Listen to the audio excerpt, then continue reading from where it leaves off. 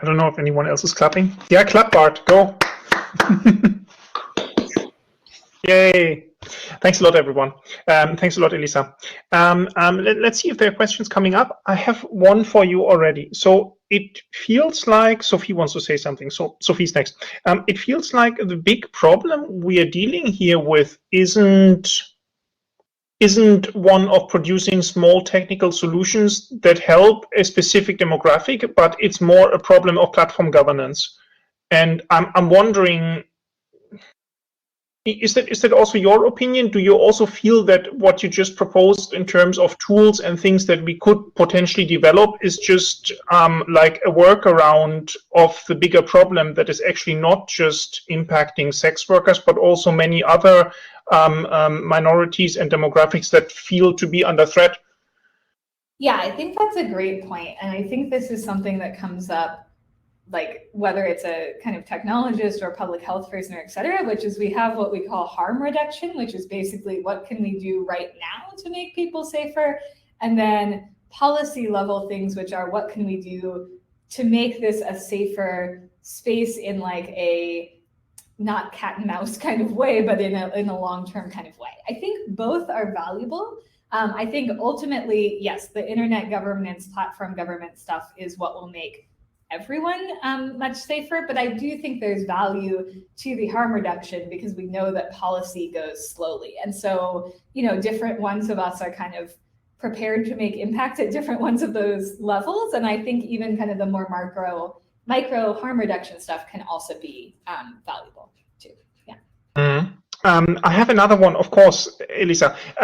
You mentioned the idea of hackathons and things like that. Are you actually aware of hackathons or open source platforms people could contribute that would give people the privacy guarantees and interesting properties that you've been talking about?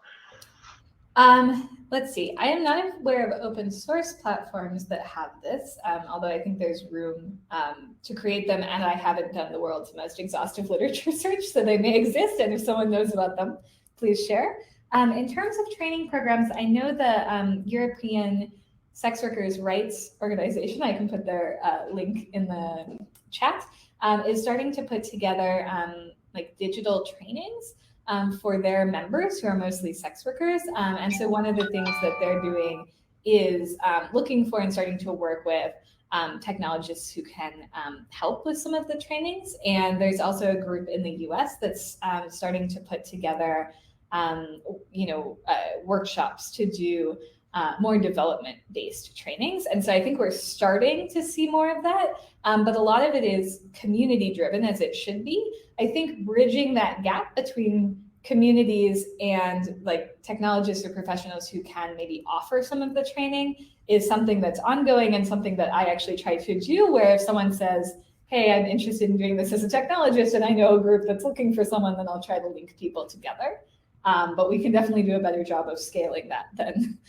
And what about social media platforms like Mastodon, for example, where regulation is not centralized but much more community driven? Is that something that is being taken up by sex workers or not?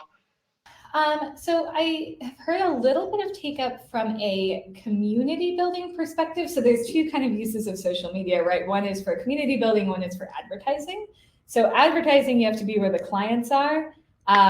Which is also, typically mainstream platforms. But Vaughn, who's in my research group, just said that there is a Mastodon instance, which is called Twitter, which is sex work Twitter. And there's a lot of advertising on there.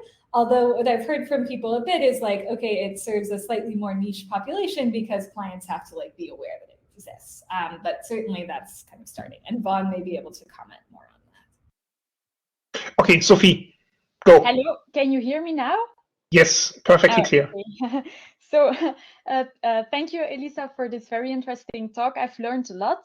As you know, I study criminal law, and I wanted to let you know that there is a proposal now on the table in Belgium to decriminalize sex work, and it's being debated now in Parliament, so that this might be of interest to you. But I also had a question. You mentioned the fact that sex workers who are offering their services online are often afraid that their images and their videos will be all over the internet forever. And you talked about tracking that type of content, but I was wondering whether there are now already any digital tools available to prevent that those images and videos that are shared in first instance with the consent of the sex worker are then shared without their consent, because it is a criminal offense in Belgium to do that. But I was wondering, are there any digital tools to prevent it? Because better to prevent, better safe than sorry. Yes, so there are some DCMA. They're usually called, the ones I've heard about are DCMA. There may be some that use the European terminology, but basically content tracking tools where people can get kind of email notices. They can pay for these tools to track their content and then get email notices. But then the content has already been reshared. Yes, to prevent sharing. So some websites, if you, let's say you report your content, this is typically more for what's called revenge porn kinds of things. They can get added to a database, right? And those databases get checked. Often sex workers are not as allowed to do that, although certain platforms like MindGeek, which owns Pornhub, I've heard has been a bit better about when people report something as being uploaded, they then add it to a database. So if someone tries again, it's fingerprinted and it can't be added. And I'll let Vaughn add by chat if there's anything additional that they know about there. Okay, thank you. And are you in favor to upload your nude pictures, for instance, in such a database? Because that can entail some risks as well. Yeah. I think it's a situation of bad options. I would like to see, we've talked a little bit about, right, like, can you make a more, and I think the answer is yes, right, a more privacy preserving tool where you're uploading like a signature instead of the image itself, right? So some sort of local shared generation of signatures, that would certainly be a better option. I haven't heard of that being available yet. Okay, thanks a lot.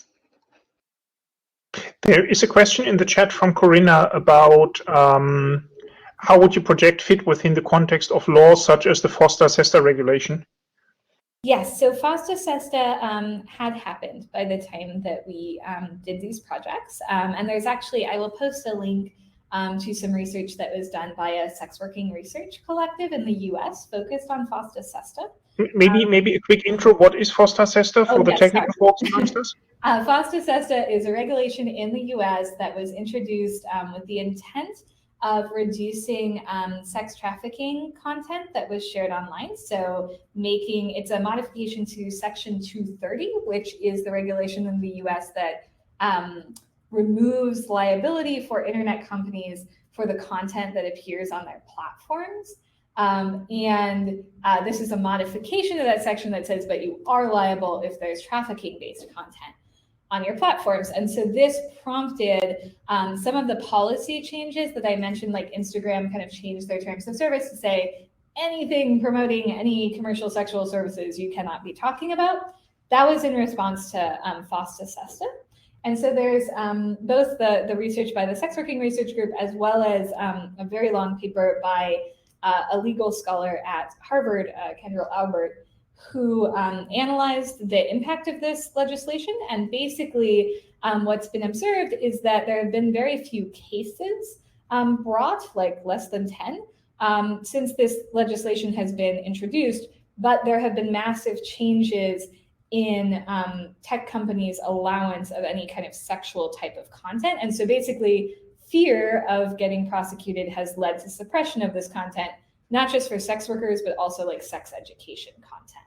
And so this was one of the consequences of that regulation. Is there a big intersection between people who do sex education and sex workers in terms of how they are affected by regulation and platform governance and things like that?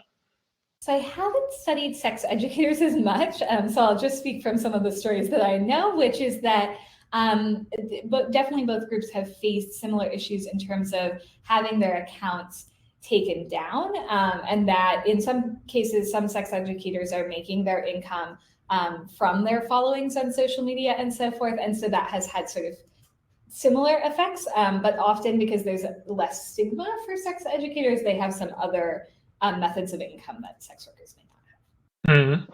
Okay, super interesting, yes. Are there more questions? Yeah, there is one. I would like to hear your thoughts about the idea of US platforms like Instagram censoring sex workers in countries where it's criminalized while allowing in countries where it's legal. Yeah. Is that happening? I have not heard about this happening. I think this speaks to a broader like internet governance conversation that's going on, because it's not just like sex work laws, right? It's also in Germany, for example, like sharing Nazi kind of paraphernalia content is illegal, whereas that might not be specifically criminalized in other countries. So there are a lot of these questions that platforms are facing about like, how do we regulate, even with GDPR, right? GDPR was a case where actually they're applying that to some users and not others, and then it gets very complicated. What if that user travels to the US, then are they subject to GDPR or not? So I think it's a really good question. And I think that's a perfectly reasonable proposal, and one that, while people may have feelings about whether sex work should or shouldn't be criminalized, certainly I think most people are in agreement that if you're doing work legally in your country, you probably ought to have access to digital tools. And so I think that's certainly viable. I think from a technical perspective, it gets very complicated. And so there's sort of a broader conversation about whether that's feasible. Bart Peniel. Thank you, Elissa, for a great talk. So I have a question. I was listening to your requirement. So you want kind of control some content, right? So you want to prevent these things, but then you want some content to be not controlled.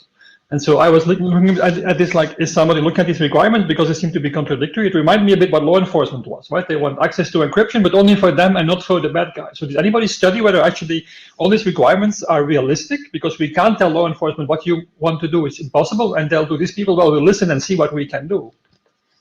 Yes, I think that's that is a great point. I think that kind of one of the next steps here, right, is first we kind of get what do people want in their perfect world, and then what is it that they can be given. I think my sense from the research we've done is that people would probably be okay with the content is, well, that's interesting. Yeah, content is tracked and having clearer rules about what they can and cannot use. I don't think people will ever be happy that they can't use particular platforms.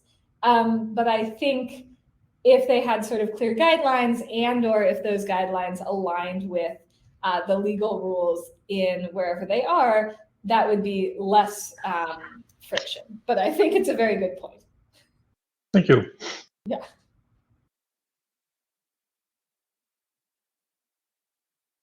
All right. Are there more questions coming up? Otherwise, we are above 1 hour now, so we might as well close the session. Wonderful. Thank you very much for having me, and thanks everyone for coming and the great questions. Yes, thanks a lot for the great presentation, Elissa. Very interesting. Thank you. Bye-bye. Have a great rest of your day. Yeah, I don't see any more questions, so I think, Elissa, thanks a lot. Final applause. It was great to have you. Bye. See you another time. Ciao. Yes, see you. Thanks, everyone. Next seminar is probably on the 25th of November with Catherine Jasserin from CIF telling us something about facial recognition and Clearview AI. There might be an exceptional, super exciting talk where I cannot tell you what it is about yet by Victor Leprochat from our group in between on the 4th of November, but it's all a bit in the air. So you'll get announcements in the next days via mail. Bettina wants to say something. Yeah, but can you put this outside the recording? Sorry, yeah, of course.